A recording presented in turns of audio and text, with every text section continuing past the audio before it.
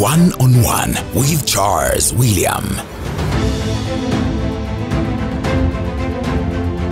Asante kwa wewe ambaye unaitazama Wasafi TV. Muda huu nikukaribishe kwenye One on One. Mimi ni Charles William.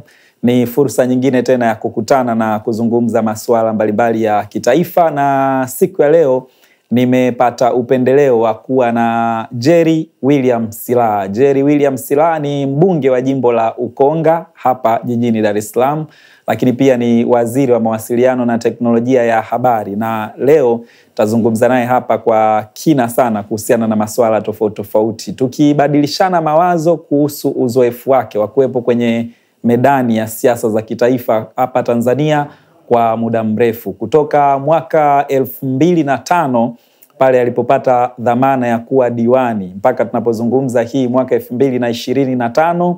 Ni karibu miaka 20 ya uzoefu wa kutumikia wananchi, lakini pia kuwa kwenye nafasi mbalimbali za maamuzi, ikiwemo halmashauri kuu ya Chama cha Mapinduzi NEC pamoja na kamati kuu ya chama hicho kwa maana ya CC. Karibu sana kwenye One on One ya Wasafi TV. Asante sana Charles. Habari za siku? Habari njema kabisa. Wasafi mnaendeleaje? Wasafi tuko vizuri, na sisi tunafanya kazi chini ya wizara mbili. Wizara yako inahusu mawasiliano na teknolojia ya habari, lakini pia wizara ya habari, utamaduni, sanaa na michezo. Hii haiwapi shida nyinyi kwenye kushughulikia mambo haya, pakiwa pana wizara mbili, kwa maana ya leseni ya chombo cha habari na kanuni za uendeshaji wake zipo chini ya TCRA ambayo iko chini ya wizara yako, lakini kwa dhana pana zaidi ya habari inasimamiwa na wizara nyingine? Serikali ni moja Charles.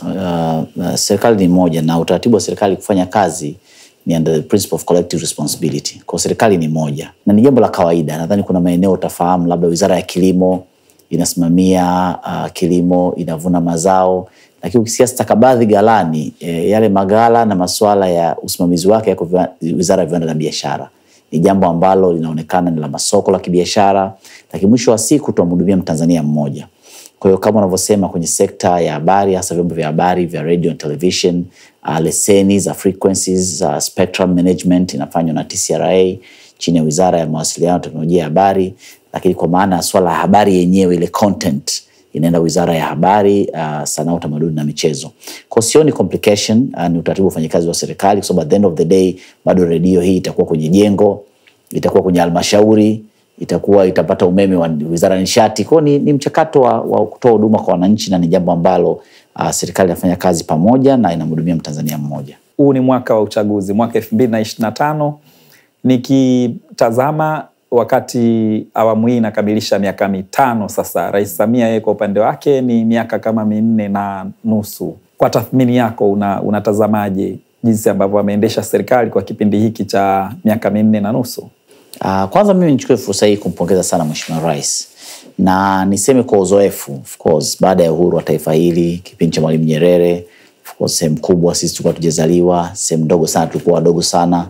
Kipindi cha Mzee Mwinyi, awamu ya pili, ambayo na yenyewe tulikuwa mashuleni, tumeisoma, tunaendelea kujifunza yaliyotokea.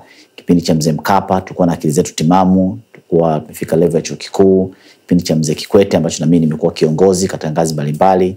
Kipindi cha hayati Magufuli, na sasa kipindi cha Dr. Samia.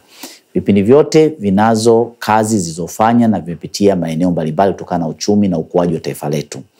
Kitu ambacho naweza kukisema, ukichukua hizi awamu za mwisho, chukulia ya 5 na ya 6, Mheshimiwa hayati Magufuli alifanya kazi kubwa na kujikita kwenye miradi mikubwa ya maendeleo. Na yako maeneo mengi alikuwa akisikika akisema kwanza tuweke priority kwenye miradi mikubwa, na kuna maeneo ambayo kwa ameonekana kama msukumo ni mdogo kwenye miradi midogo na ya kati.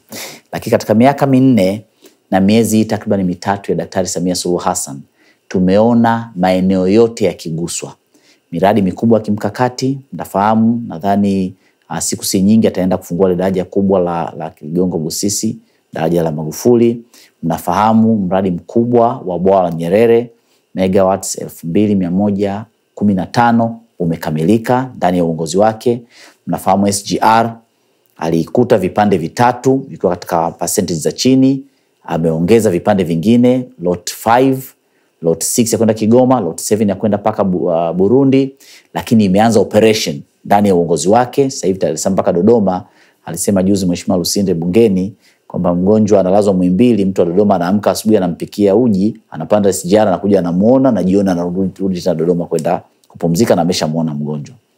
Kwa miradi mikubwa ya kimkakati chini ya uongozi wa Daktari Samia Suluhu Hassan tumeona ikifanyika, ikikamilika na ikiwekewa msukumo mkubwa. Miradi ya kati, kwa maana miradi mingine mikubwa ya barabara, miradi mingine mikubwa ya nishati, miradi mikubwa ya maji, miradi ya mawasiliano. Mtafahamu wizara yangu inao miradi inatekeleza Digital Tanzania Project DTP.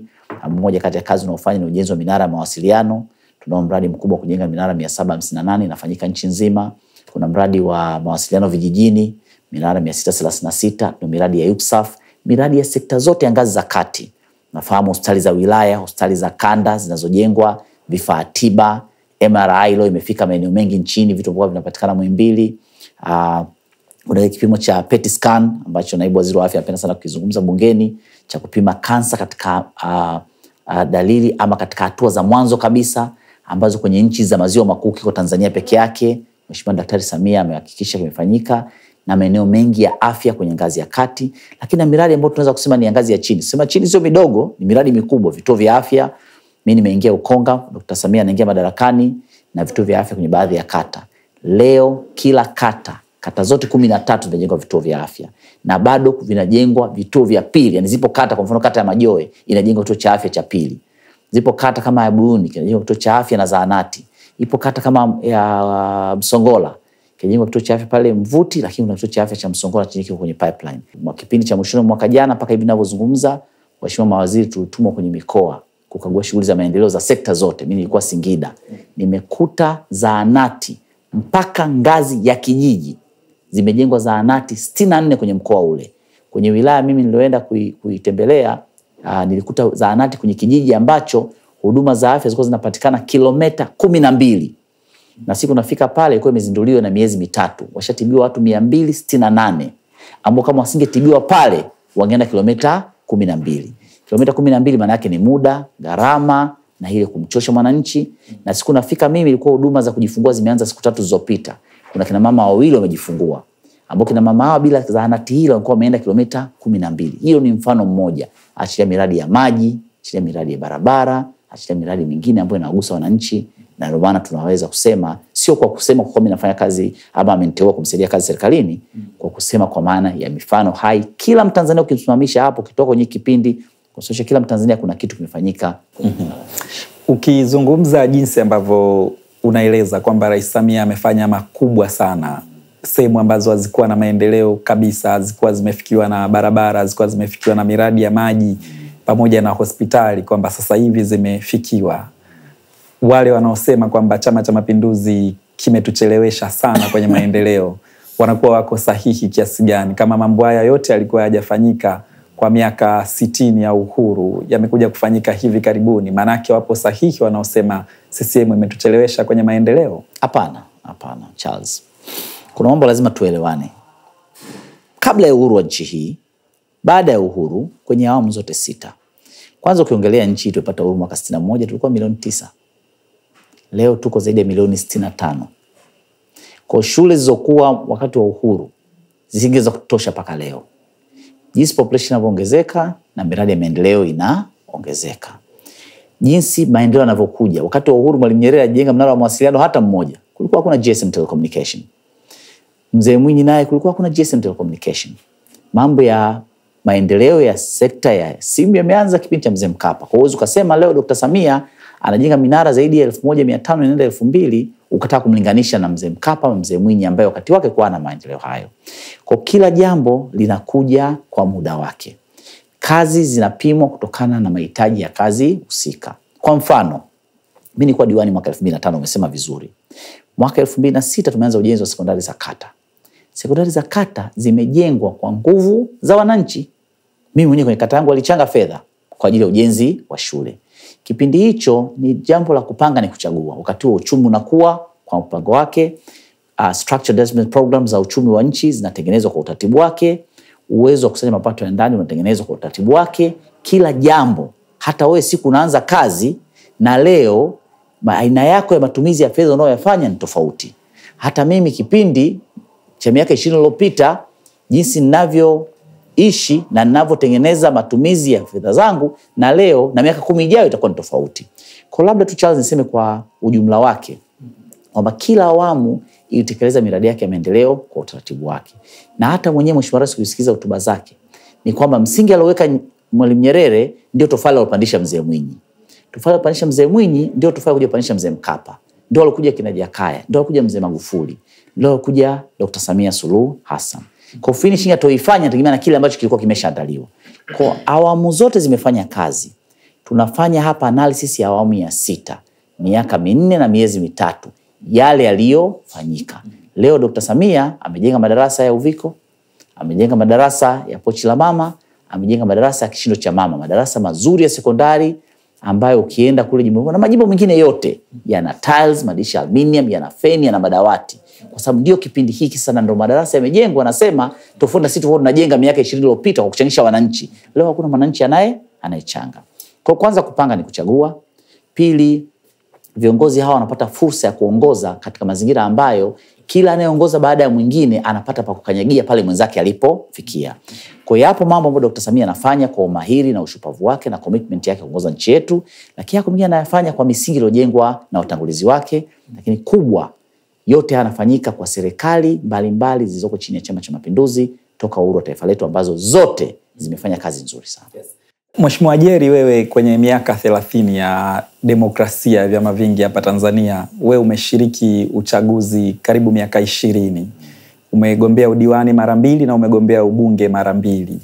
Chama cha Mapinduzi kimeendelea kuchaguliwa katika chaguzi zote 6 zilizofanyika katika miaka hii 30 ya vyama vingi.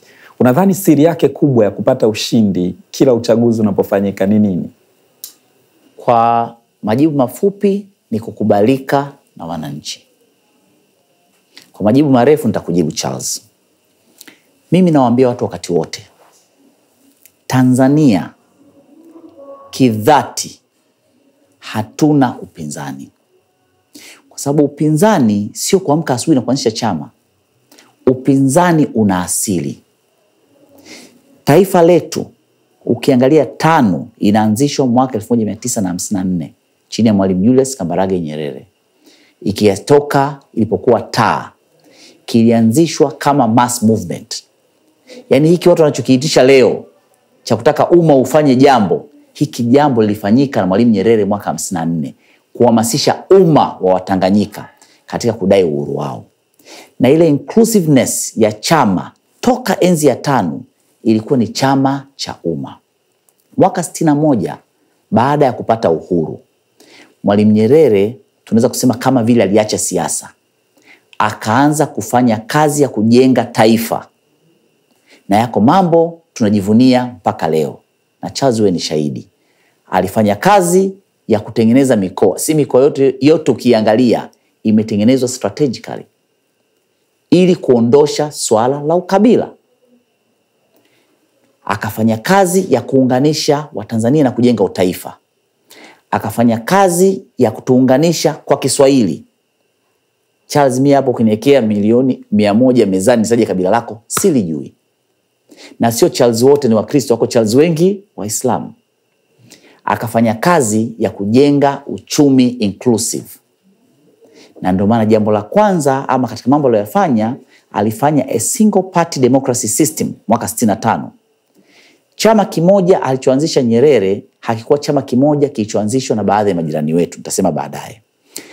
Single party democracy system alianzisha Nyerere ya 5 ni utaratibu ambao ulitengeneza demokrasia ndani ya chama kimoja wakati taifa likiwa changa likiandaliwa kuweza kusimama na kuwa wamoja. Toka mwaka 65 chaguzi kwa zinafanyika na sasa hivi mbona zinaanza kuwa watu wanaanza kuzipost. Kulikuwa na demokrasia ndani ya 5. Walikuwa wanasimama wagombea 2 wa ubunge. Huyu ana jembe, huyu ana nyumba. Wananchi wenyewe wanachagua wanayemtaka. Na tokea miaka hiyo wako watu wenye nafasi za waziri wako wanaenda majimboni wanaanguka. Wako watu maarufu mpaka kina Mzee Bomani waliwahi kuanguka Mwanza. Watu prominent kwa sababu ya single party democracy system ambao msingi wake ni wananchi kufanya maamuzi yao. Nyerere hakuwahi kuingilia uchaguzi, hakuwahi kuhakikisha mtu amechaguliwa.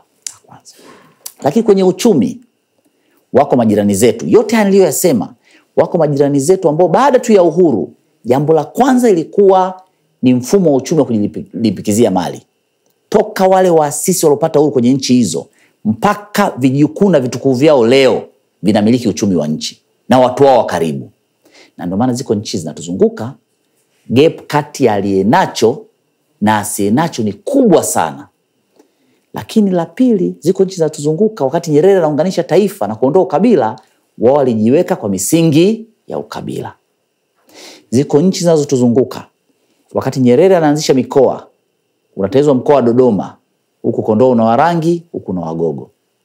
Unatengenezwa mkoa wa Kilimanjaro, huku juu una Wachaga, huku una Wapare ambao walikuwa kwenye Tanga province by pre-colonial, ambao ungeweza kuwaeka na watu wa Tanga. Wakati Nyerere anafanya kazi hii ya kuunganisha watu, ziko nchi ambazo zinafanya kazi ya kugawanya watu. Ziko nchi jirani zimeandika katiba. Moja kati ya mambo aliyoyafanya, hata hapo unayasikia wakati wa harakati za katiba, ni mambo ya majimbo. Unapotengeneza jimbo, unatengeneza hapa kwetu, unatengeneza na kiongozi wa jimbo ambaye anachaguliwa. Atachaguliwa mtu wa eneo husika. Unakuta nchi na makabila 43 ina majimbo 47. Kila yale majimbo ni proper ka segment ka kabila fulani. Na watu waoni haya kuongelea makabila yao. Kwa Nyerere aliunganisha watu, kuondoa kabila, aliondoa ubaguzi wa aina yoyote, alituunganisha na Kiswahili, aliunda mikoa ambayo imeunganisha watu wa aina mbalimbali, akachukua nguzo kuu za uchumi kwa kuepuka kutengeneza gap kati ya unacho na usionacho. Kwenye Azimio la Arusha mwaka 1967, akachukua nguzo kuu za uchumi akaziweka zikawa state owned. State ni nini? State ni mimi na wewe. Hata ukiangalia hotuba yake wakati anazindua kiwanda cha bia TBL, by then alisema hili ni shirika la umma. Kwa kuwa umma wa Tanzania hauna uwezo sasa wa kumiliki hisa zake, tutaunganisha, tutashika kama serikali, wakiwa tayari tutawarudishia hisa zao. Haya aliyofanya Nyerere. Na ukiangalia kule pote baada ya uhuru, tokea mwaka 58 kabla ya uhuru, wakati kina Zuberi Mtemvu wanakataa ile hoja ya Nyerere kuwaomba kushiriki uchaguzi wa mwaka 58 kwenye uamuzi wa busara wa zile kura 3, Nyerere akisema twende hivi hivi, wako wazungu wengi kina Barbara Johnson, wako Wahindi wengi kina Jamal, kina Bryson ambao wanaunga mkono harakati za nationalism.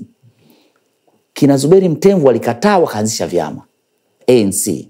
Lakini baada ya uhuru, baada ya Mwalimu Nyerere kuanzisha chama kimoja, wote waliotofautiana nao walikuwa tofautiana kiitikadi, sio tofauti za kibinafsi. Zuberi Mtemvu hakupatana naye, chama chake kilivunjwa, kikawa chama kimoja, akabaki mpaka kina Abasi Mtemvu watu wake wapo na leo wako Chama cha Mapinduzi, kwa sababu hawakuwahi kuitalafiana. Nchi hii Charles hajawahi kuajiriwa mtu kwa kabila lake, hajawahi kuajiriwa mtu kwa eneo analotoka. Hakuna familia moja hapo unayojua Tanzania ambayo imeshika nusu ya ardhi. Umiliki wa ardhi wa nchi huko chini ya umma. Kwa yako mambo mengi Mwalimu Julius Kambarage Nyerere alijenga nchi hii ambao msingi wake unafanya hakuna mtu atoka ingie barabara aseme mimi babu yangu hakusoma, hakupata kazi, mimi baba yangu alinyanyasika, mimi sikusoma shule kwa sababu ya dini yangu, kabila langu ama itikadi yangu. Chama cha Mapinduzi ni chama cha watu wote. Leo mtu wa kawaida kabisa anaweza, leo ukichukua orodha hapa ya wajumbe wa halmashauri kuu ya taifa, wajumbe wa kamati kuu, ukatrace historia zao, ukiwakuta wenye babu pale ndani ya 5, wachache sana. Ni chama ambacho mtu anaenda kukata kadi, anaingia kwenye tawi, kwenye shina, kwenye tawi, kwenye kata, wilaya, mkoa, na anapata uongozi kwa sababu chama cha. Lakini watu wengi wanalalamika kwamba katika ushindani wa demokrasia ya vyama vingi bado Tanzania tunatumia katiba ile ile iliyokuwa imetengenezwa wakati wa mfumo wa chama kimoja. Katiba ambayo kwa kiasi kikubwa wapinzani wenu kisiasa wanalalamika kwamba CCM inatumia dola kuendelea kubaki madarakani. Na wanasema kabisa CCM pasipo uwepo wa vyombo vya dola ni nyepesi mno na inaweza kuondolewa madarakani muda wote. Charles, katiba yetu ya mwaka 1977. Unajua ukimwangalia Mwalimu Nyerere na hata ukisikia kauli zake baada ya kumaliza uongozi, he is more of a nationalist than being a TANU or CCM politician. Nyerere ni mtaifa zaidi kuliko alivyokuwa na itikadi ya TANU ama Chama cha Mapinduzi. Hilo ni la kwanza. Kwa Nyerere alivyoongoza nchi hii, hata ile katiba ilivyoandikwa, iliandikwa katiba ya kitaifa. Juzi nilikuwa namwambia mtu mmoja, CCM hii imeshiriki ukombozi wa nchi za kusini mwa Afrika. Nadhani Charles unafahamu. CCM hii imeisaidia KANU kutafuta uhuru wa Kenya. Nyerere amesoma na mzee Kibaki Makerere, na ndio alienda kumshawishi mzee Kibaki aache kufundisha Makerere, arudi Kenya kujiunga na KANU ili wazungu waone KANU sio chama cha Mau peke yake. Leo CCM hii ungesema ipigiwe kura, sio Tanzania peke yake. Ballot paper zigaiwe Mozambique, zigaiwe Zambia, zigaiwe Malawi, zigaiwe Burundi, Rwanda, Kenya, Uganda. Tungeshinda kuliko tunavyoshinda sasa. Kwa nini? Kwa sababu mzee Nyerere aliongoza nchi hii as a pan-Africanist. Na mitazamo yake na misingi yake haikuwa tu ya kisiasa, bali ya kitaifa na kiafrika zaidi. So tunapokuja kwenye katiba. Katiba ni document inayoeleza ama iliyoandikwa na Watanzania jinsi nchi yao inavyotakiwa kuendeshwa. Na zaidi ya ibara kama ibara ya 8 ya katiba, na zile ibara zinatoa haki za binadamu, ibara ya 8 inatoa mamlaka ya watu ndani ya taifa letu. Ibara nyingi ni jinsi serikali, bunge na mahakama itavyojiendesha. Na Charles, sijui kama una take interest na kama umeshiriki chaguzi nyingi. Dola, kwa maana ya vyombo vya dola, havina uwezo, na si kwa Tanzania peke yake, kwa dunia nzima. Kwanza vishiriki siasa. Pili, inapofika uchaguzi vinashiriki kufanya kazi ya amani na utulivu. Tunaenda kwenye uchaguzi Oktoba, kila chama kinachoshiriki kitakuwa na ratiba yake ya mkutano, ratiba yake ya viongozi, kuwapa ulinzi, kutoa ulinzi wa mikutano. Tatu, haviingii ndani ya ballot. Mimi nimeshinda Ukonga na kura 126,000. Ukichukua watumishi wa vyombo vya ulinzi na usalama walio kwenye jimbo langu, na jimbo ambalo lina vyombo vingi vya ulinzi na usalama, hawezi fika watu 5,000. Hata ukiangalia vituo vyenyewe vinavyofunguliwa na ule mchakato wa uchaguzi, nafasi ya vyombo vya dola ni ndogo sana ya kusimamia amani na utulivu. Na wewe unafahamu, ziko nchi watu wanaandamana, ziko nchi watu wanasukumana na mapolisi, ziko nchi watu wanaandamana wanatengeneza mauaji. Sio Tanzania, kwa sababu Tanzania, Watanzania wenyewe by nature ni watu waungwana. Juzi tumeshiriki uchaguzi wa serikali za mitaa. Charles, nenda hata kwenye post zangu, nimeshika kampeni siku zote 7. Tafuta picha moja ambayo utakuta mkutano wa CCM tunafanya kampeni kuna askari hata mmoja. Na mimi ni waziri wa serikali. Lakini wanasema kwamba katibu mkuu wa CCM wakati huo 2020 Dr. Bashiru Ali alizungumza wazi kwamba CCM itaendelea kutumia dola kubaki madarakani. Wewe unakanusha uwepo wa ushiriki wa vyombo vya dola kuisaidia CCM. Sasa watu wamwamini Jerry au wamwamini katibu mkuu wa CCM? Sina nia ya ku verify ama ya kupinga kauli ya mtu yoyote. Na si viongozi mara nyingi tunavyozungumza, saa nyingine sisi ni binadamu. Mtu anaweza katoa neno kwa bahati mbaya ama kwa kutopima ule uzito wa jambo analolisema. Na inawezekana hata mimi hapo naponifanyia interview naweza nikajibu kitu ambacho kesho kija kusikizwa na mtu mwingine asikielewe. Lakini mimi nimekaa kwenye halmashauri ya taifa kwa miaka 17. Nimekaa kwenye kamati kuu ya chama hiki. Yaani hakuna agenda, mnakaa mnajadili, sasa polisi itatusaidia. Kwanza polisi mtakutana nayo wapi? IGP sio mjumbe wa kamati kuu, sio mjumbe wa neki, sio mjumbe RPC, sio mjumbe wa kamati sasa ya mkoa, OCD sio mjumbe wa kamati sasa ya wilaya. Hivi kwanza nikwambie, huyo polisi anajua siasa yuko wapi ukamtegemea kusaidia kwenye uchaguzi. Kwa hiyo inawezekana kwanza kwa kipindi kama hiki cha uchaguzi ambacho kila mtu akisimama atatengeneza maneno. Na viko vyama, mimi nimefanya siasa. Leo mimi nafanya tathmini. Hakuna kiongozi yote wa kuchaguliwa ambaye yeye binafsi ajifanyie tathmini. Hakuna chama cha siasa ambacho hakifanyi tathmini. Kwa hakuna mtu ambaye anafanya tathmini anajua uchaguzi huu anaenda kushindwa au anaenda kushinda, asitengeneze strategy ambazo zitamsaidia katika mazingira ya kutengeneza propaganda ambazo za kumsaidia kumuongezea kubalika kwake. Kwa mtu kutoka nje kusema kwamba sisi tunategemea dola, ni rahisi sana kusema. Ukimuuliza inategemeaje, kwamba niambie mchakato wa uchaguzi kuanzia uandikishaji. Jana tumemaliza maboresho ya daftari kwa mkoa wa Dar es Salaam, mimi nimeenda kuboresha taarifa zangu. Kuanzia ule mchakato wa uboreshaji, kile kituo nimeenda pale nimekuta maafisa wa tume wako 4. Hakukuwa na askari hata mmoja. Utakuja mchakato wa uchukuaji wa fomu ndani ya tume. Utakuja mchakato wa kampeni. Kampeni unaenda kuambia wananchi, wewe tumekuchagua 2020. Tulikuwa tuna shida ya shule ya msingi, shule ya sekondari, zahanati. Umerudi leo, ni yapi umeyafanya? Unaenda kueleza yale uliyofanya. Kwenye mchakato huo hakuna dola inaingiaje ama chombo cha dola. inafika siku ya kupiga kura na yenyewe ina mchakato wake. Mimi nilipata kura 126,000 Charles mwaka 2020. Watu 126,000 ni viwanja vile vya Mkapa viwili. Ukiniambia unipe peni na karatasi niwaandike majina, labda nitaishia watu 200 300. Ni watu, hiyo ndio legitimacy ya uongozi. Ni watu walioamka majumbani mwao asubuhi, wakaenda kupiga kura ya siri, wakampigia mtu ambaye wao wanaamini anaenda kuongoza kwa miaka 5. Na kura zile zinahesabiwa kwenye level sio ya kituo, ya booth ya kituo. Unaposikia kituo cha kupigia kura cha Wasafi kinakuwa na vyumba 6, 7, 10, 12. Kura zikimaliza kupigwa kwenye chumba hiki ambacho tuko sasa, na mawakala wa vyama wako pale, zinahesabiwa pale kwenye kituo kile, matokeo yanaandikwa, ndio zinakusanywa kituo kile cha Wasafi, na vituo vingine vya kata hii ya Mbezi vinaenda kujumlishwa, kuanzia ngazi ya kata anatangazwa diwani, ngazi ya jimbo anatangazwa mbunge, ngazi ya rais anatangazwa rais. Lakini ukimsikia mtu anasema maneno ya namna hiyo, wakati mwingine kukosa cha kusema. Ndio maana anasema nchi haina ule mpinzani, kwamba kwenye chumba hiki sasa tuweze kuulizana nani anapinga nini, hayupo. Ukitazama kwa mfano uchaguzi wa vijiji, mitaa na vitongoji ambao tuliufanya mwaka 2024, upinzani kwa kiasi kikubwa, chama kikuu cha upinzani Chadema wanasema umethibitisha namna gani serikali ya Chama cha Mapinduzi haina nia ya kuruhusu uchaguzi huru na wa haki, kwa sababu wanasema ulijawa na dosari nyingi, ikiwemo kuengua wagombea wao ambao walikuwa na sifa, lakini wameambiwa hawajui kusoma na kuandika, na wengine wametengenezewa makosa madogo madogo, na mwishoni CCM imepita bila kupingwa katika maeneo mengi. Kuna jambo moja Charles lazima tulielewe, na sio Tanzania peke yake. Unajua kuna nchi nyingine ambazo tayari vyama vyodai huru vimetoka madarakani, wakaingia wapinzani, wakatolewa na wapinzani wengine. Kwa kusikiza upinzani kwa sasa ni wa kuhamahama. Kila anayeshindwa atataka kulaumu tume. Kila atayeshindwa atataka kulaumu utaratibu wa uchaguzi. Mimi nitakupa case study ya jimbo langu la Ukonga. Na mitaa 70. Mitaa 70 iko mitaa 19 ambayo aidha Chadema hawakusimamisha mgombea, ama walisimamisha mgombea akashindwa kukamilisha vigezo vinavyohitajika kwa ajili ya kuthibitika kuwa mgombea. Na sheria Charles ingekuwa ni amri yangu mimi, nadhani katibu mkuu wa chama alisema mimi naona tunatoa ushauri wale walioanguliwa warejeshwe.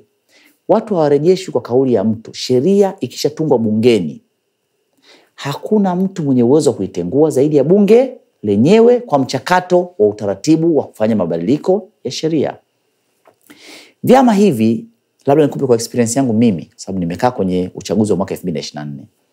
Vyama vingi vilishindwa kujipanga. Charles, kujipanga kuanzia ngazi ya kijiji, kitongoji, mtaa, sio kazi rahisi. Leo nikikuuliza hapa ofisini kwenu, ofisi ya Chadema ya eneo hili iko wapi, sio kama unaweza kanitajia. Lakini ukiniambia kupeleka ofisi ya chama, nitakupeleka ngazi ya tawi, nitakupeleka kwenye mjumbe wa shina wa eneo hili. Unapokosa utaratibu wa chama kujiendesha paka ngazi ya chini, matokeo yake ni nini? Matokeo yake unapofika uchaguzi, zile logistics ambazo ni technical logistics ambazo zilipashwa viongozi wa chama wa ngazi zile wasimamia wagombea katika kujiandikisha, kujaza fomu zao kwa wakati na kuzirejesha, haziwezi kufikiwa. Matokeo yake ni nini? Matokeo yake ni bad performance. Timu ambayo haijakaa kambi, timu haina kocha wa viungo, haijajiandaa, haijajipanga vizuri, inashindaje uchaguzi? Ikishindwa mechi inaanza, refa ilikuwa hivi, refa ilikuwa vile. Kwa mimi nikuthibitishie, kwa mchakato nilouona mimi kwenye jimbo langu wa mitaa 70, na nakwambia sasa mimi kama Jerry Silaa, baada ya uchaguzi lazima ufanye tathmini. Tathmini inakuambia kwenye jimbo hili la Ukonga mitaa 70 kura ngapi zilipigwa. Ninayo kwenye Excel sheet. Wagombea wa CCM walipata kura ngapi in total? Wagombea wa Chadema walipata kura ngapi? Sisi tuna 87%, kura 103,000 jimbo la Ukonga za CCM. Tuna 11% za kura za Chadema na ACT kidogo. Kwa najua kabisa tunaenda kwenye uchaguzi wa 2025. Tunaingia na 87% legitimacy ndani ya jimbo hili. Na kila mtaa unaangalia hapa kura zilikuwa ngapi. Kwa nini hizi? Turnout ilikuwa kiasi gani? Na hili sasa ndo naliona na wenzetu wa Chadema walifanya. Walichukua matokeo ya nchi nzima, waka-analyze, wakaona kwa asilimia hizi tulizozipata hatuwezi kuingiza timu kwenye mechi inayofuata. Lakini wanasema miaka iliyopita yote walikuwa wagombea wao wanajaza fomu vizuri. Iweje kuanzia 2019, 2020 na 2024 mnasema kwamba hawawezi kujaza fomu na hawawezi kuzingatia taratibu? Hilo jibu Charles, hakuna mtu anaweza kukupa. Wewe kila siku unakuja hapa kazini, unarudi nyumbani salama. Siku utapata ajali utajiuliza, mbona nishakuja mara 500 sijapata ajali? Nobody can give you an answer to that question. Kwamba kwa sababu umeshazoea kwamba mimi nimeshazoea kufanya jambo fulani kila wakati nalifanya sahihi. Kwanza lazima unithibitishie kwamba wagombea wote walogombea 2024 ndio walogombea miaka yote ya nyuma. Hilo la kwanza. Ili uweze kuanza sasa kubana, tunasema mimi nasoma mathematics, ili kufanya all factors constant, lazima ufanye mitaa walogombea ni ile ile, wagombea ni wale wale. Kwa mchukue mgombea yule alogombea 2014 akajaza vizuri, akagombea 2019 akajaza vizuri, afu niambie 2024 akajaza vibaya, ndio tuanze kuuliza maswali. Wagombea sio wale wale. Hata mimi kwa jimbo langu walogombea 2014, wengine waligombea 2019, wengine walingoja michakato ya chama. Walogombea 2019, wengine waligombea 2024, wengine walingoja michakato ya chama. Lakini huyu Jerry Silaa ambaye leo anaandika jambo vizuri, kesho anaweza kaandika jambo kakosea. Ukinipa kitabu cha wageni cha Wasafi, nilichokisaini nilikuja mara ya kwanza, mara ya pili na leo utakuwa nimesaini mwandiko tofauti. Sasa huwezi kunipa hiyo kazi mimi nikupe majibu kwa nini wamekosea, kwa sababu hata kura mimi nilizopata 2015 sio nilizopata 2020, na sio panapo uhai na majali wa Mwenyezi Mungu na uteuzi wa chama nitazipata 2025. Sasa huwezi kusema eti kwa nini nimepata kura chache wakati 2020 nimepata kura nyingi. Lazima inatokana na analysis ya kazi mlizozifanya, na nobody can give you that answer. It's your own question. Ujiulize kwa nini mmekuwa na wagombea ambao wamejaza fomu vibaya na wasimamizi wa uchaguzi wamewaengua. Kina anasema kuna sehemu wamekuwa wakikamata kura feki mtaani, zikiwa watu wanazo wanaenda kuingiza kwenye masanduku. Wamewakamata watu maeneo tofauti tofauti na wakikabidhi polisi, hakuna kinachotokea. No Charles, let me tell you one thing. Mimi nimefanya siasa kwa muda mrefu sana. Sio kila unachokisikia ni cha kweli, na sio kila unachokiona ni cha kweli. Na mimi naogopa sana kwa level yangu mimi ya elimu na level yangu ya uongozi, naogopa kusema kabisa kwamba kuna mtu anaweza kaamka asubuhi akatengeneza karatasi zimeandikwa Charles akasema hizo karatasi za Charles. Yote yanawezekana ndani ya siasa. Kwamba kumkuta mtu, mimi ni kuonyesha Excel sheet, nitakutumia Charles baadaye. We analyze, nampe statistician yote afanye hiyo kazi. Matokeo ya jimbo la Ukonga mitaa 70, ukiangalia demographic, ukiangalia jinsi fluctuation na jinsi representation zile kura ilivyo, unaona ukweli. Yani hauoni sehemu yote kuna kura zimetengenezwa. Au nikupa matokeo yangu mimi mwaka 2020. Ukaya project hapo sasa hivi tukaangalia hapo kwenye kompyuta tukaanza kuangalia kwamba kata hii ina watu 33 waliojitokeza roughly nchi nzima. Ilikuwa ni 20 to 30% hapo around that figure. Kwa unapay kwenye 33,000 registered voters ama population whatever wale waliosajiliwa kupiga kura. Unajua tano tunaweza kwa eneo fulani. Utazikuta zile kura. Matokeo yake unaangalia ili eneo ni eneo la aina gani? Ni eneo la urban, ni eneo la peri-urban, na matokeo yake ni ngumu sana. Mimi aje mtu aje tuchallengeane, of course kwa jimbo langu nitakuwa very confident. Kwa majimbo mengine nchi nzima tuanze tupeane muda ili tuweze kuanza hili eneo hapa kwa huyu alosimama singeweza kushinda na sababu zinajulikana. Kwa nadhani kwa ile nilokuambia, chama chochote kinachokaa kikaona kwamba kwa hali ilivyo sasa, na vyama hivi ndio maana nimekuambia sisi hatuna upinzani wa kweli Tanzania, kwamba eti kuna kabila lilitengwa, kuna sehemu shule haijajengwa. Mimi kwenye jimbo langu kuna maeneo Ulongoni, kama ushaikusikia Ulongoni Mongolande, kuna barabara za Benki ya Dunia zilijengwa za DMDP na taa za barabarani. Siku moja nilipita rafiki yangu mgeni, sio Mtanzania, kwa sababu ukifika kwenda Ukonga unaweza kupita njia kama bypass, sababu Gongo la Mboto na maeneo mengine Mombasa kuna foleni. Alipoona zile barabara akaniuliza, huko anakaa nani? Sikuelewa swali lake. Kabisa kwa nini? Akasema kuna kiongozi anakaa huko. Nikamwambia hapana, wanakaa wa Tanzania. Charles, Afrika hii, nchi za jirani hapa tunazozunguka, maeneo wanaokaa watu aina fulani ndio maendeleo yanapelekwa. Makabila yanayotoka viongozi ndio miradi ya maendeleo inapelekwa. Watoto wa kabila fulani, koo fulani, majina fulani ndio wanafanya kazi kwenye maeneo nyeti ya serikali. Tanzania hapa Wasafi hapa, ukinitafutia ndugu yake Diamond hapa siwezi kunionyesha. Wewe huna nasaba naye, hujua ni naye, umeajiriwa kwa merit na hii taasisi binafsi.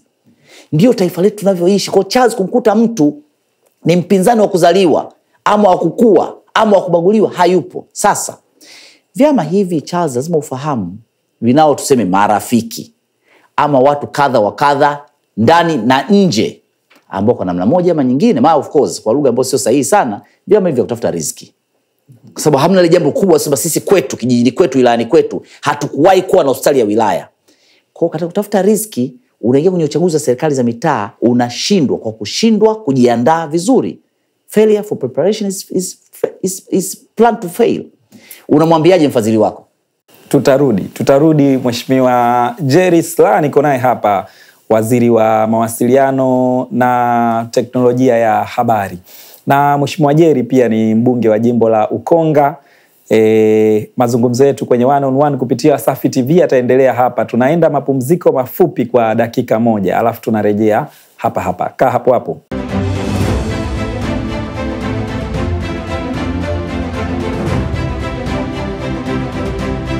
One on One with Charles William.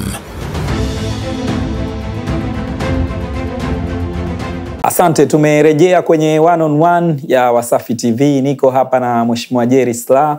Tumekuwa tukijadiliana masuala tofauti ya kitaifa. Kwa sababu Mheshimiwa Jerry, wewe ni mwanasheria na wakili, sijui kama leseni yako iko hai, lakini na mimi niko hai. Mifumo ya uchaguzi kwa maana ya sheria zenyewe zinazosimamia uchaguzi zinalalamikiwa. Ukitazama Chadema wamekuja na kauli mbiu ya no reforms no election, na anaeleza kwamba hakuna sheria zinazoweka usawa. Wanalalamikia mambo mengi, lakini baadhi yao ni kwamba wanalalamikia kuwepo kwa wasimamizi wa uchaguzi ambao ni watumishi wa umma ama wafanyakazi wa serikali, na hata wanalalamikia kwamba Tume ya Taifa ya Uchaguzi, baadhi ya makamishna ni makada wa zamani wa Chama cha Mapinduzi. Wanamtaja mzee Omar Ramadhani Mapuri kwamba ameshakuwa katibu mwenezi kabisa wa CCM na yupo kwenye Tume ya Taifa ya Uchaguzi. Chombo cha namna hii wanaona hakiaminiki na hakiwezi kutoa matokeo ambayo yanatokana na kura za kweli za wananchi. Wewe unasemaje? Mimi nadhani Charles, unafahamu kabisa kwamba nchi yetu imetunga sheria ya Tume Huru ya Uchaguzi. Tuliwahi kuwa na Tume ya Uchaguzi NEC, National Election Commission. Sasa hivi tuna Independent National Election Commission, INEC. Na moja kati ya mambo ambayo yapo kwenye sheria ya Tume Huru ya Uchaguzi ni pamoja na kuhakikisha kwamba wasimamizi wa uchaguzi wanapatikana katika utaratibu ambao utakuwa wazi zaidi na kupunguza malalamiko haya yaliyokuwa yamesemwa. Lakini Charles, wewe utakuwa shahidi kwamba hata hao wanaolalamikia utaratibu ambao sasa ni wa huru na wazi zaidi waliwahi kuwa wabunge. Na walikuwa wabunge kipindi ambacho tume ilikuwa sio huru. Kwa nini najenga hoja hiyo? Najenga hoja Charles, juzi hapa nadhani mwezi Januari Chadema wamefanya uchaguzi wao. Sijui kama unafahamu waliosimamia uchaguzi wao ni kina nani. Hakutoka mtu nje ya nchi, hakutoka mtu, maana unasema huru na yenyewe ina definition nyingi.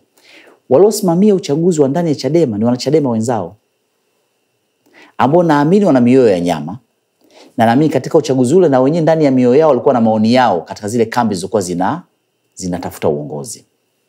Kwa nini nasema haya maneno? Uchaguzi tume inasimamia, ama kamati iliyopangwa kusimamia uchaguzi inasimamia uchaguzi. Lakini uchaguzi ni mchakato.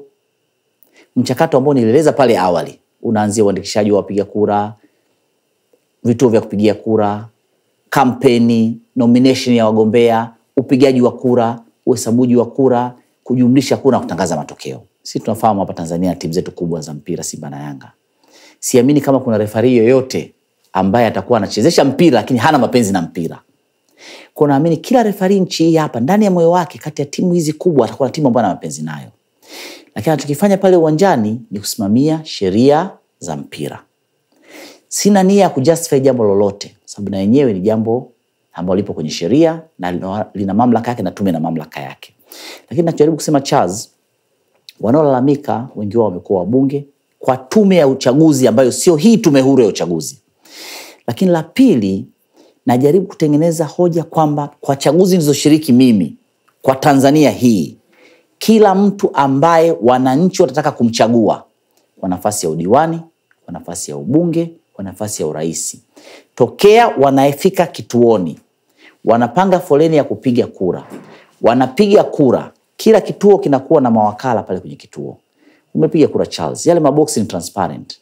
Na nimesema pale awali, baada tu ya saa 10 kufika, wanasema yule askari ama afisa atakuwa kwenye kituo atasimama nyuma ya mtu wa mwisho kwenye foleni. Kwa kama foleni na watu 200, kituo kitafungwa mpaka wamalize kufanya nini? Kupiga kura. Wakimaliza wanafungua lile boksi, kura zinahesabiwa kwenye kituo na zinaandikiwa karatasi yake ya matokeo kwenye kituo. Mchakato wa uchaguzi unasimamiwa na tume ya uchaguzi. Na tume ya uchaguzi unavyoongelea kwenye ngazi ya jimbo, ambapo wakurugenzi zamani ilikuwa ndio wasimamizi wa uchaguzi, ambapo sasa kwenye sheria ya tume huru ya uchaguzi hawatakuwa. Kama watakuwa kwa mchakato wa kuwa civil servant walioomba na kuwa vetted kwamba wanaweza kusimamia uchaguzi. Msimamizi wa uchaguzi wa jimbo, kwa sababu tuchukue mfano la Ukonga, anakuwa amekaa kwenye kituo cha kujumlisha kura, anangoja. Kuna msimamizi msaidizi wa ngazi ya kata, kuna msimamizi wa kituo. Mimi jimbo langu mwaka 2020 kwa na vituo 789. Unawatoa wapi watu 789 unaowafahamu ambao wanasimamia uchaguzi kwenye ngazi ya kituo, sio kwenye booth? Nimekwambia vituo 789 vinaweza kuwa na booth 5 na kuendelea. Kwa mchakato unafanyika huru na haki, tallying inafanyika, msimamizi wa uchaguzi wa ngazi ya jimbo anakuja kuletewa matokeo ya vituo ambayo kila wakala wa kila chama amesign. Ndio maana nasema chaguzi hizo upinzani umeingiza wabunge bungeni kwa matakwa ya Watanzania, sio kwa matakwa ya tume. Lakini wakati huo wanasema hali haikuwa mbaya kama sasa hivi. Sasa hivi wanasema watu wanaenguliwa bila sababu za msingi, mambo yamebadilika. Hali imebadilikaje? Charles, take it from me. Hali imebadilikaje kwa jambo gani kubwa lilofanyika? Watanzania ni wale wale. Nchi imekuwa wazi zaidi, mitandao sasa hivi jinsi ya kuwasiliana na Watanzania ni rahisi zaidi. Kama vyama vya upinzani vipata wabunge kipindi ambacho lazima uende kijijini kuomba kura na wananchi wakawaelewa, baadhi ya watu wakawachagua, kwani leo wasiwachague? Hawachagui kwa sababu Charles, nimekueleza pale awali na nitaendelea kusimama kwenye msimamo wangu kwamba nchi hii hakuna mtu ambaye ukimchanja atatoka upinzani kwa sababu aliwahi kubaguliwa katika taifa hili. Hakuna mtu ambaye ukikutana naye alikosa fursa kwa sababu ya kuwa amenyimwa fursa na serikali ya Chama cha Mapinduzi. Serikali ya Chama cha Mapinduzi toka uhuru inafanya kazi ya kusimamia nchi yetu kwa uwazi, upana na kumshirikisha kila mmoja wetu. Na ndio maana ukiniuliza mimi nitakwambia upinzani nchi hii unakuja kama muamko tu wa watu. Unakumbuka labda Chazu kwa mdogo enzi ya Nasma Hamis kidogo na Jacopa, enzi ya Arusha Roho. Ilikuwa kumbi zinapasuka. Watanzania fika wakati wanaacha. Ikaja muziki wa dansi. Unamjua Juma Muumini. Unajua kina Alichoki. Ilikuwa hapa Tonga Pepeta ikipiga. Kumbi zinapasuka. Tanzania wanashabikia, wanaacha. Kwa sababu gani? Kwa sababu haijaingia kwenye culture. Ilikuwa ni nchi ya kikabila. Ungesema muziki huu wa kabila fulani na watu hao ni wa kabila hilo, wangeupenda kuanzia wanazaliwa mpaka wanakufa. Ila kwa kuwa taifa letu ni moja, inaweza kaja jambo tukalishabikia, baadaye watu wanarudi na wanakaa kitako. Sasa nilikuwa nachanga mchango wa sekondari, leo kaja Dr. Samia Suluhu Hassan, mtoto wangu anasoma sekondari bila mchango.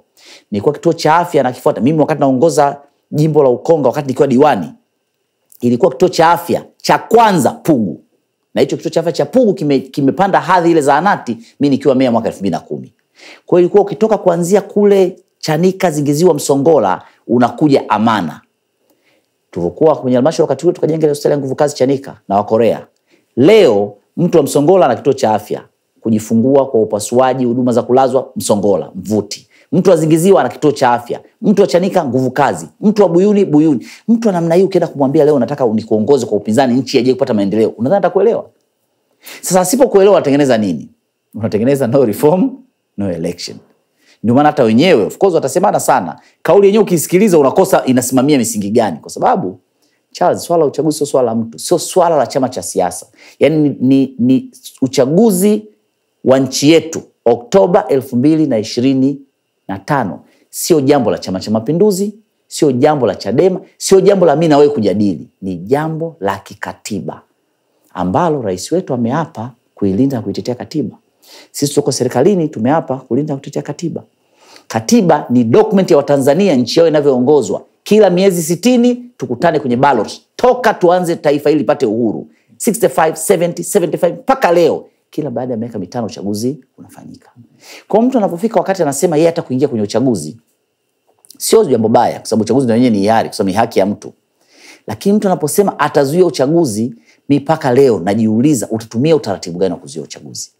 Jambo ambalo Tanzania wenyewe wameweka kwenye katiba yao. Lakini ndo nasema inategemea kauli yake anaitoa kumridhisha nani.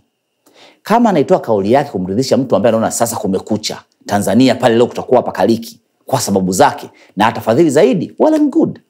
Lakini kama kweli sisi tuliopewa dhamana mbalimbali, kwa sababu nchi hii, Charles, hata wewe ni kiongozi, sababu wako Watanzania wanakusikiliza, wako Watanzania wanakuamini.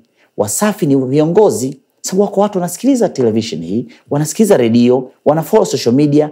Lazima uchukue dhamana ya kufanya mambo ambayo Watanzania kesho hawatajutia, na wewe kesho utaingia kwenye lawama kwamba umewapotosha watu kwa ile fursa uliyoipata ya kusikilizwa na watu wengi. Kwa mimi nikuthibitishie, chaguzi zote zoshiriki. Mimi nimepoteza ubunge mwaka 2015. Umewahi kusikia nikilalamikia tume ya uchaguzi? Umewahi kusikia nikimlalamikia mtu? Mimi nilikuwa mjumbe Central Committee mwaka 2015. Nilikuwa meya wa manispaa Ilala, majimbo 3. Nimeingia kwenye ballot, watu wa Kongo wakasema hapana. Sasa wakisema hapana unafanyaje? Unalaumu tume?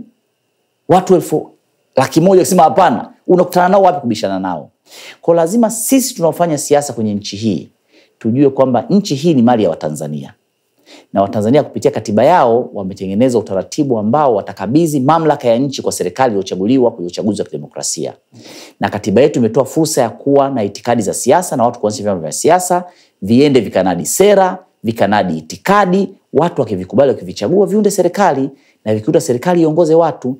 Yako majimbo nchi hii, mengine yalikuwa upinzani miaka 15. Ulisikia jimbo ambalo lilikuwa na mbunge wa upinzani shule haijajengwa?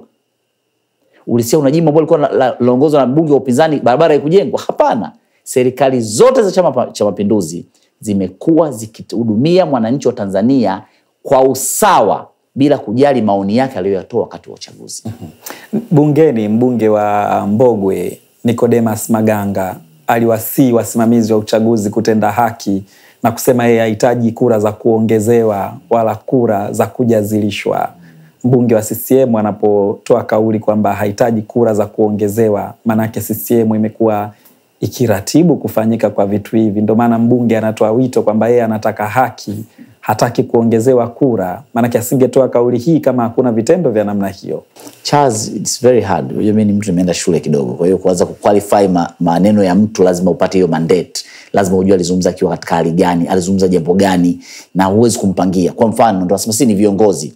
Kila kiongozi atakuwa jiconduct kwa utaratibu wa kusimamia katiba na sheria za nchi yetu. Umeamka tu asubuhi Dar es Salaam umesema sitaki kura za kuongezewa. Sasa utaulizwa uliongezewa na nani? Zilivyoongezewa ulichukua hatua gani?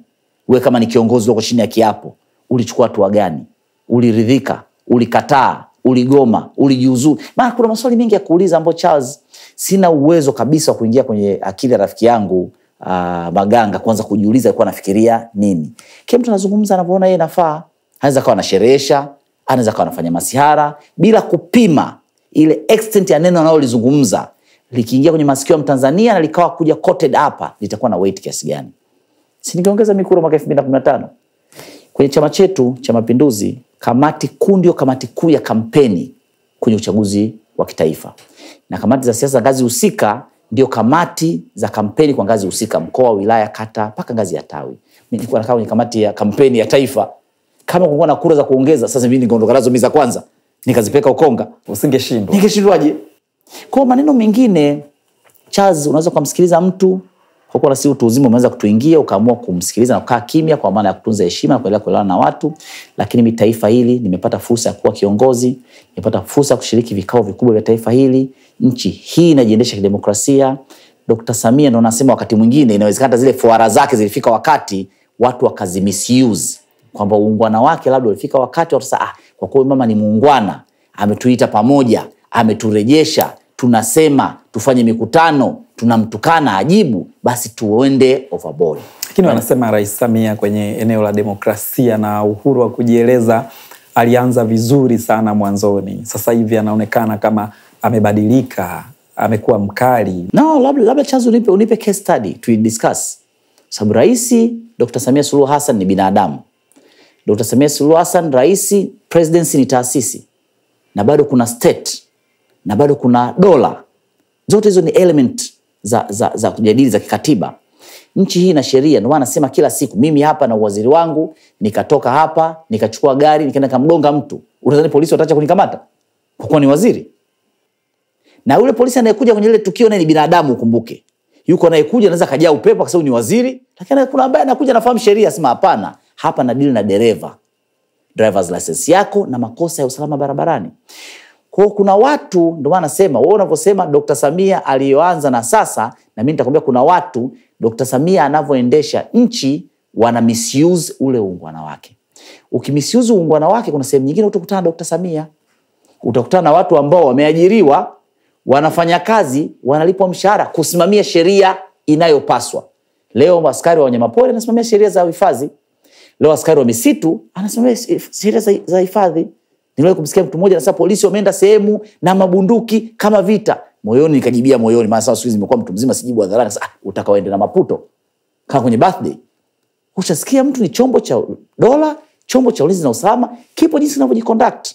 Leo Charles utakutana askari wa usalama barabarani, kuna utaratibu wako utakutana naye tu. Maana yake ushika usukani ukaendesha gari utakutana naye. Uwe mwandishi wa Wasafi, uwe waziri utakutana naye. Utakutana polisi wa general duty, kuna makosa ya kihalifu ukifanya utakutana naye. Utakutana mgambo wa halmashauri, kuna makosa ukifanya utakutana naye. Utakutana anti riot police, field force unit, kuna mambo ukiyafanya utakutana naye.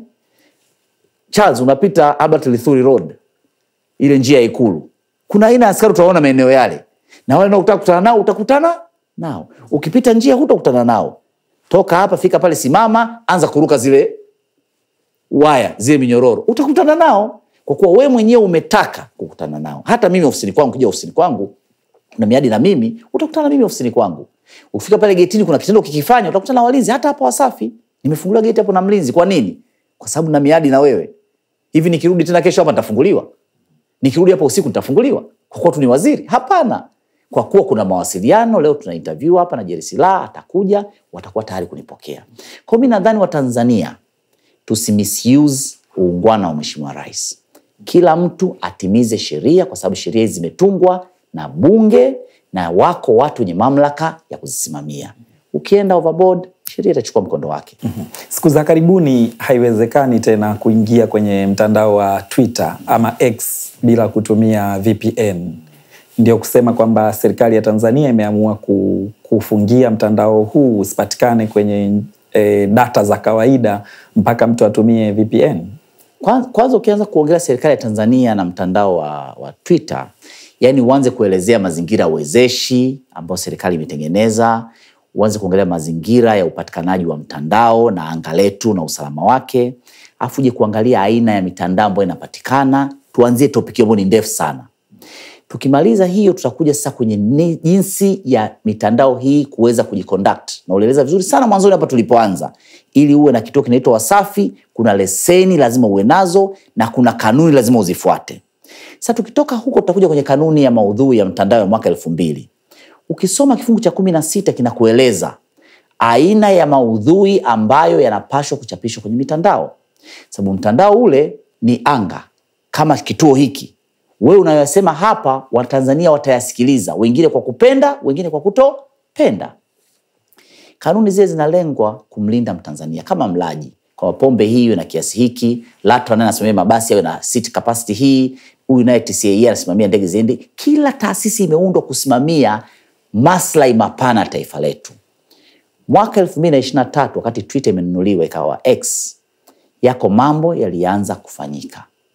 Mwezi Mei mwaka 2024 X wakabadilisha sera yao ya content, sera ya maudhui, ambayo inaenda kinyume na kifungu cha 16 cha kanuni ya maadili ya maudhui ya online, ambao sasa ukienda Twitter unaanza kuta picha za ngono, unakuta ngono za jinsia moja, mambo ambayo yanaendana kinyume na sheria za nchi, tamaduni, mila na desturi zetu. Sisi kama serikali kazi yetu ni kuhakikisha kwamba leo Charles ukitoka hapo utafika nyumbani salama. Kusiwe na mtu na bunduki njiani akupore. Leo watoto wetu wanasoma salama. Kila kinachofanyika kinafanyika hata kumlinda Mtanzania. Kwa hiyo kama umeona kuna baadhi ya mtandao, sio lazima uwe X, mtandao wowote, hata YouTube ukiona kuna kitu unakisearch ukipati, ujue ni kazi inayofanywa na serikali kuhakikisha na mlinda mlaji na kuhakikisha watu wote wanao operate kwenye anga la mtandao wa taifa letu wanafuata sheria. Tukizungumza kidogo kuhusiana na jimbo la Ukonga, kwa sababu muda wetu umetuishia kabisa. Jimbo la Ukonga limegawanywa na sasa kuna jimbo jipya la Kivule na jimbo la Ukonga ambalo ndo jimbo mama. wewe umeamua kuelekea wapi? Nimemsikia Anthony Mavunde akisema anaondoka Dodoma mjini kwenda katika jimbo jipya la Mtumba, lakini nimemsikia Dr. Tulia akisema anaondoka Mbeya mjini kwenda kwenye jimbo jipya la Uyole. Jerry Silaa, uamuzi wake ni upi? Kuna kauli niliwahi kuitoa zamani nikiwa waziri wa ardhi, niliwahi kusema tusiharakishe mambo. Tusiharakishe jambo, bado nina dhamana ya jimbo la Ukonga, acha niendelee kuwahudumia wana Ukonga. Bunge likivunjwa, chaguzi katangazwa, tutafanya maamuzi na tutaamini wakati tutafanya maamuzi itakuwa sasa kila kipande kinapata mtu kuweza kuomba ridhaa. Kwa sasa tusiwatie watu simanzi. Acha niendelee kuongoza wananchi wangu wote wa kata 13 kwa dhamana walionipa mwaka 2020. Lakini makada wa CCM wanasubiri kujua unapoelekea ili waweze kupishana na wewe. Tarehe 28 mwezi wa 6 waelekee katika sehemu nyingine. Tarehe 28 mwezi wa 6 fomu zikitoka wataona kule ambapo naelekea. Yeah. Kwenye upande wa changamoto za jimbo hilo, changamoto kubwa imekuwa ni barabara. Na maeneo mengi sana yanalalamikiwa kuwa na barabara mbovu. Kipindi kama hiki cha mvua panakuwa hapapitiki kabisa. Sehemu kubwa ya maeneo hayo, mmefikia wapi kwenye kutatua changamoto hii? Ikiwa unakaribia kumaliza miaka 5 na watu walitegemea kwenye hii miaka 5 utakuwa umeshughulikia changamoto hii. Kwanza ni kutoa pole kwamba ni changamoto kubwa. Lakini la pili ni kuwatia moyo wananchi. Umeona mvua zikinyesha hata barabara ya kwenda kusini ya Somanga inakatika. Ndo taratibu za mvua kwenye maeneo ya pwani. Kwa sababu maji mengi yanatoka milimani kuja maeneo ya pwani. Lakini kazi kubwa imefanyika ndani ya miaka 5. Zamani lami ilikuwa inaishia Buza, sasa hivi imesogea mpaka Mwanagati kilomita karibia 1.5. Zamani lami ilikuwa inaishia Kivule Mwembeni, imesogea mpaka Kivule karibia na shule ya msingi. Serikali ndio kusogeza lami. Leo tunajenga Taliani miti mirefu, Pugu kuingia kanisani kuna lami, Pugu kigo fresh sokoni kuna lami. Kuna lami inaingia Majoe paka karibia na relini. Kuna lami ya Mombasa Mazini ilikuwa imeharibika sana, hapa mwanzo imesharekebishwa. Kwa kuna kazi imefanyika. Lakini kazi kubwa ambayo tutaendelea kumshukuru Daktari Samia Suluhu Hassan ni kuhakikisha mradi wa DMDP awamu ya 2 unasainiwa na ujenzi unaanza. Kwa tumeanza barabara ya Banana Kitunda Kivule Msongola kiwango cha lami, tutakuja kujenga barabara ya kutoka Pugu Majoe Viwege njia 4 mpaka Mbondole, tutakuja kujenga barabara ya Mwanagati mpaka Kitunda Magore Mwanagati, barabara ya Taliani njia 4, barabara ya Pugu Station, Mvuti Dondwe. Ziko kilomita 72 za lami zitajengwa jimbo la Ukonga, na iliyoanza ni hii ya Banana Kitunda Kivule Msongola, lakini kubwa ni zile bilioni 231 ambazo zinajenga mwendo kasi kuanzia Kariakoo mpaka Gongo la Mboto. Sisi tumeishi maisha yote kuanzia uwanja wa ndege mpaka Gongo la Mboto njia 1. Leo zinajengwa njia 6, ni jambo kubwa. Tunamshukuru Rais na kuomba wananchi wa jimbo la Ukonga tuwe na subira. Ukonga hii ya Dr. Samia inaenda kwa maendeleo ya kasi kuliko ilivyokuwa hapo awali, na amini yote atafanya. Hii mradi wa DMDP ambao ndo unatazamiwa kwamba utasaidia kutatua changamoto ya barabara Ukonga. Ni mradi ambao watu watarajie safari yake inaweza ikawa lini mpaka lini? Nimesema vizuri. Tayari barabara sisi tunaita Banana Kitunda Kivule Msongola, lakini jimboni kwetu inaitwa Kitunda Kivule Msongola. Sabloti ya Banana mpaka Kitunda relini iko jimbo la Segerea. Imeshaanza kujengwa. Mkandarasi yuko site. Anajenga barabara ya lami kuanzia Banana mpaka Msongola, jambo ambalo litafungua kata ya Kitunda, kata ya Kivule na kata ya Msongola. Lakini anajenga kuanzia njia panda ya hospitali ya wilaya mpaka njia 4. Na yenyewe itasaidia watu wa Majoe, watu wa Mbondole watakuwa sasa wazunguki paka Pugu, paka Chanika, paka Msongola wanapita hapo Banana.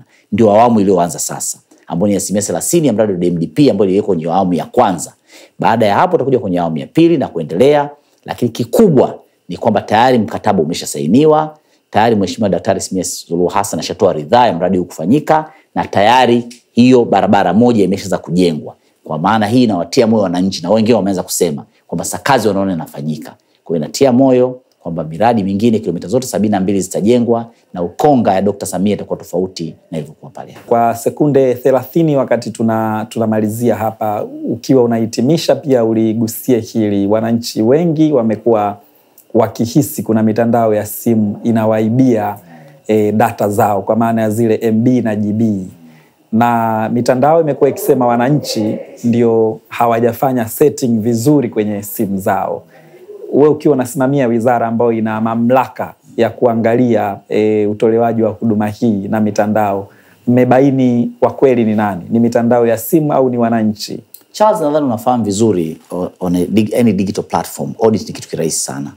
Unajua ingekuwa ni kitu cha manyo, ungesema wale kuna sehemu kuna kitu kimechomoka mala. Kitu cha digital is very easy to see. sababu internet yote inanunuliwa toka nje ya nchi, inapita kwenye mikongo ya chini ya bahari, inaingia kwenye mkongo wa taifa, inaingia kwenye kampuni hizi za MNOs na kampuni nyingine za ISP. Kwa ni rahisi kuaudit. Kinachotokea ni nini? Kama ulivyosema, na sisi tumewaelekeza mobile network operators wote waendelee kutoa elimu, waendelee ku reach out kwa wateja wao. Sasa mtu mwingine anaweza kama amekaa hapa sasa hivi, wakati nakuja Wasafi niliweka location, nikaweka map inisaidie kunielekeza. Nimefika hapa sijazima, kwa tayari inaendelea kurun. Kwa simu imekaa hapa lakini kuna application 2, 3, 4 zina run. Wakati situmii simu, inawezekana ikaendelea kutumia kifurushi changu na kao kinakwisha. Kwa kikubwa kuendelea kutoa elimu na kuendelea kuwafanya Watanzania waweze kuona, lakini vile kuendelea kuangalia. Na juzi kwenye hotuba yangu ya budget nimesema kwamba bei ya vifurushi ukilinganisha na mwezi April mwaka 2024 mpaka 2025 imepungua kiasi fulani. Ukisema imepungua, maana yake hata ingebaki vile vile, maana yake kwa mwaka mzima ungetegemea kutokana na masuala mbalimbali ya inflation, foreign exchange, tofauti ya ubadilishaji wa fedha za kigeni ingeongezeka. Lakini imepungua kwa kiasi kidogo, inaonyesha jinsi gani bado usimamizi wa mamlaka ya mawasiliano Tanzania TCRA ni mzuri, kuendelea kutoa wito kwa Watanzania. Kina sisi kama wizara tumeendelea kujiengage na wadau wetu, kukaa nao pamoja, kuwapa wito. Nadhani nafahamu utapeli mitandaoni umekuwa mwingi, na hata juzi niliongea bungeni. Sijapata chombo cha habari kilichonikoti vizuri zaidi ya kilichoniweka sauti yangu. Hata zile akaunti za vyombo vya serikali hazikudukuliwa, ziliingiliwa. Kuna tofauti kati ya kuhack na kuingia. Kuingia maana yake nagonga hodi, nani Charles, nafungua. Nikifungua maana yake nimekufungulia mwenyewe. Kudukua maana yake navunja kile kitasa na nacheza nacho paka naingia. Kwa hata utapeli mitandaoni, mtu atumia message, tuma namba hii na anatuma, anapiga simu hapa TCRA kwa namba ya kawaida na anaongea na mtu, anapiga simu hapa kwa mganga anatoa utajiri na anashirikiana. Kwa kuna vitu vingi ambavyo Watanzania wanafanyiwa ulaghai. Ndio maana tumerun campaign ya Sitapeliki. Sitapeliki maana yake nini? Sitapeliki, mimi sitapeliki. Kwa sababu inaanza na wewe. Lakini juzi Airtel wame launch an AI based system ya kuweza kugundua baadhi ya SMS ambazo za kitapeli, iweze kutoa SMS alert kwa wateja wake. Hii tumetoa wito kwa makampuni yote ya simu kuwa innovative, kuweza kutoa application nyingine zinaweza kusaidia kuwaokoa Tanzania. Lakini kubwa kuomba Watanzania wawe makini katika matumizi ya simu za mkononi, na kwa swali lako kuwa makini katika matumizi ya vifurushi vyao ili kuweza kusaidia kuviokoa, kwa sababu sasa hivi bando la kila kitu na dunia yote iko kiganjani. Labda kwenye hilo la kudukuliwa na kuingiliwa kwa mitandao ya kijamii ya serikali, hebu liweke sawa. Unaposema iliingiliwa, haikudukuliwa, unamaanisha kwamba wale ambao wanaendesha mitandao hiyo wao wenyewe ndo walitoa access kwa watu walioingia na kuweka maudhui yale yasiyofaa kuingia? Tukisema mfumo, unavyoongelea system ya Wasafi, lazima ina system administrator, ina server ama cloud computing, ina aina fulani ya utaratibu. Ukisema akaunti ya mtandao wa kijamii, hapa Wasafi mna akaunti yenu ya Instagram. Inawezekana ile akaunti kuna watu 4 wanayo. Mtu akipona habari mahali ana upload. Mtu akiona habari mahali ana post. Katika wale watu 4 kuna mtu simu yake haina njia bora zaidi za uingiaji. Kuanzia kwenye kuingia kwenye akaunti yenyewe. Maana ukishaingia kwenye simu yangu unakutana na account, unaweza kupost. Sio kuingia kwenye account, sababu account yenyewe imeshaingiwa ndani ya simu yangu. Kwa ukiangalia kwa zile taasisi 3 zilizoingiliwa, unakuta ni jambo ambalo halijafanyika ndani ya mfumo, halijafanyika ndani ya platform ya ile social media yenyewe. Imefanyika kwenye account ya taasisi ambayo inawezekana yule anaye manage ama wale wanao manage wameacha eneo fulani dirisha wazi, watu wakaweza kuingia. Kwa tumefanya kazi ya kuzirejesha, lakini tumeendelea kutoa elimu na kuendelea kuwashauri taasisi zote za serikali kutumia utaratibu mzuri wa kuwa na nywila ambazo hazingiliki rahisi na kuwa makini na account zao ili zisiweze kuingiliwa. Charles, naamini hapa nikifungua simu yako, simu ina password, WhatsApp ina password, picha ina password. Sababu ndio umakini unaohitajika kwenye masuala ya kufanya kazi ya accounts za umma. Tofauti na simu za watu kama sisi waungwana, inawezekana simu yenyewe password haina, ukiingia umeingia kwenye kila eneo. Huo ni udhaifu wa milango ama umakini katika kusimamia mitandao ya kijamii, na inaweza kuleta athari. Kwa bado haijajulikana ni kina nani walioingia kwenye account mpaka ya polisi. Maana watu wanaiogopa polisi, lakini asa ziko taarifa ina mbili. Taarifa ya kwanza ni hii ya kitu tulichokifanya. Taarifa ya pili ni kazi yetu tunayofanya ndani ya uchunguzi ambao inashirikisha vyombo mbalimbali. Na taarifa ile itatoka kwa umma pale ambapo tunaona sasa kwa taratibu hizo za kutoa kwa umma kujua kitu gani kimefanyika. Lakini kikubwa ni usalama, kwanza kurejesha, pili kutoa taarifa kwa umma na kuongeza umakini katika usimamizi wa akaunti hizi, tatu kuendelea na uchunguzi na wale ambao tayabaini tunaweza kuchukua hatua za kisheria, na mengine tunaweza kutaarifu umma pale ambapo itabidi. Asante kwa wewe ambaye umetutazama muda wote kupitia Wasafi TV. Tumekuepo hapa na mazungumzo ya takribani dakika 60 nikizungumza na Jerry William Silaa, waziri wa mawasiliano na teknolojia ya habari, lakini pia ni mbunge wa jimbo la Ukonga na ni kada wa Chama cha Mapinduzi wa muda mrefu, na kwa uzoefu wake wa kuwa kiongozi wa juu ndani ya Chama cha Mapinduzi kwa takriban miaka 20, nimepata nafasi ya kuzungumza naye mambo mengi kuhusiana na siasa za nchi yetu.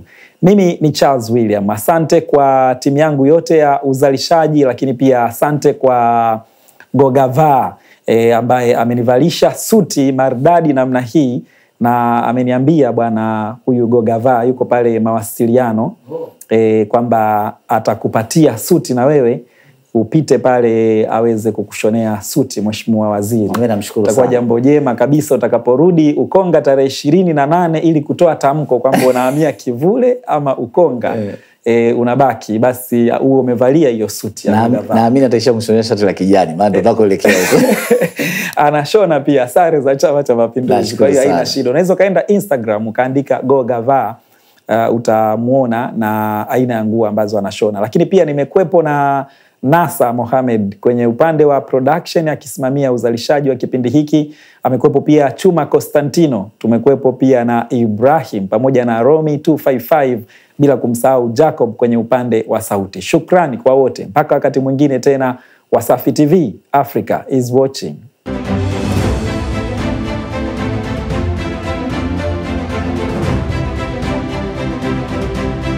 One on One with Charles William.